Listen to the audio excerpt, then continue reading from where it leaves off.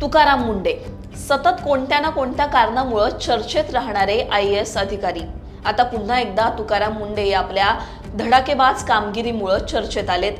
दिव्यांग कल्याण विभागानं कारवाईचा बडगा उचलत 13 वर्षात नियमबाह्य काम करणाऱ्या तब्बल 900 दिव्यांग कल्याण संस्थांची नोंदणी रद्द केली आहे। त्यामुळे दिव्यांगांच्या नावाने सरकारी तिजोरीवर डल्ला मारणाऱ्यांना या कारवाईमुळे चांगलाच घाम फुटलाय। सर्वाधिक कारवाई कुठे करण्यात आली आहे, नेमका हा सगळा घोळ काय, अल्टिमेटम नेमका काय देण्यात आलाय, सगळं जाणून घेऊ। नमस्कार, मी पूजा, तुम्ही पाहताय लोकमत। राज्याच्या दिव्यांग कल्याण विभागानं गेल्या 13 वर्षात नियमबाह्य काम करणाऱ्या तब्बल 900 दिव्यांग कल्याण संस्थांची नोंदणी रद्द केली आहे। त्यातील 363 संस्थांवर गेल्या वर्षभरात म्हणजे फक्त 2025 मध्ये कारवाई करण्यात आली। कारवाईचा बडगा पुढेही सुरू राहील असं दिव्यांग कल्याण विभागाचे सचिव तुकाराम मुंडे यांनी सांगितलं। तुकाराम मुंडे हे ऑगस्ट 2025 मध्ये या विभागाचे सचिव झाले। 363 संस्थांपैकी बहुतेक संस्थांची नोंदणी त्यांच्या सचिव पदाच्या काळातच रद्द करण्यात आली। आता ही नोंदणी का रद्द करण्यात आली आहे ते सुद्धा पहा।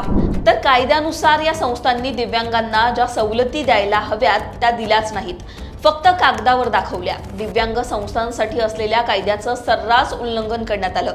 कर्मचाऱ्याला नियमानुसार वेतन दिलं नाही, पण वेतन अनुदान सरकारकडून लाटण्यात आलं। संस्थेच्या संचालक मंडळातील अंतर्गत वादाचा फटका संस्थेला आणि कर्मचाऱ्यांना सुद्धा बसला। काही संस्थांनी प्रत्यक्ष जेवढे विद्यार्थी रेकॉर्डवर दाखवले होते, प्रत्यक्षात तेवढे विद्यार्थी संस्थेत नव्हतेच। आता सर्वाधिक कारवाई कुठे करण्यात आली आहे ते सुद्धा जाणून घेऊयात। संभाजीनगरमध्ये सर्वाधिक कारवाई करण्यात आली आहे। 103 संस्थांवर ही कारवाई करण्यात आली आहे। नाशिकमध्ये 49 संस्थांवर, नागपुरात 49 संस्थांवर, अमरावती 50 संस्थांवर, कोकण 52 संस्थांवर, पुण्यामध्ये 60 संस्थांवर कारवाई करण्यात आली आहे। आता ज्या संस्था दिव्यांग क्षेत्रामध्ये कार्यरत आहेत किंवा कार्य करू इच्छितात त्यांनी दिव्यांग कल्याण आयुक्तालयाकडे नोंदणी करणं आवश्यक असणार आहे। अशा सर्व संस्थांनी 28 फेब्रुवारी 2026 पर्यंत तुम्हाला स्क्रीनवर एक वेबसाईट दिसत असेल, त्या वेबसाईटवर नोंदणी पूर्ण करणं आवश्यक असणार आहे। नोंदणी न केल्यास संबंधित संस्थांवर अधिनियमातील कलम 19 नुसार कारवाई करण्यात येईल। हे सगळं तुकाराम मुंडेंनी स्वतः सांगितलंय। या संस्थांनी नोंदणी केल्यामुळे काय होईल तर त्यांच्या मार्फत दिव्यांग व्यक्तींचं सक्षमीकरण आणि पुनर्वसन करणं शक्य होईल। आता हे सगळं कार्य करताना दिव्यांगांच्या हक्कांचं, अधिकारांचं उल्लंघन होणार नाही, त्यांना न्याय दिला जाईल याची दक्षता घेणं आवश्यक असणार आहे। तुकाराम मुंडेंनी या धडक कारवाईनंतर काय म्हटलंय तेही पाहूयात। नेमकं त्यांची या कारवाईवर काय प्रतिक्रिया आहे, त्यांनी काय सांगितलेलं आहे तर नियमबाह्य काम करणाऱ्या संस्थांवर अपात्रतेची कारवाई पुढे देखील होत राहील। ज्या उद्देशासाठी संस्थेला नोंदणी देण्यात आली त्या उद्देशाचं पालन होत नसेल तर अपात्रताही करावीच लागेल।